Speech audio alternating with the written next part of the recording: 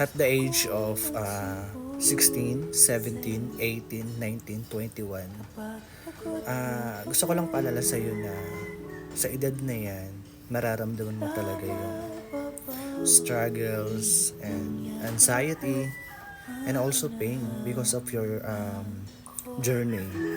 I know that someday na ipagpatuloy mo lang yung mga pinagdadaanan mo or yung journey mo dahil kung tamang landas yung tatahakin mo balang araw, and I know na magiging successful ka.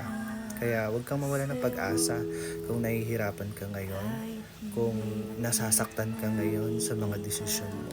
Ipagpatuloy mo lang. Patunayan mo sa sarili mo na yung mga desisyon mo is nasa tamang landas. And soon, makukuha mo kung ano yung pinapangarap mo. Yun lang.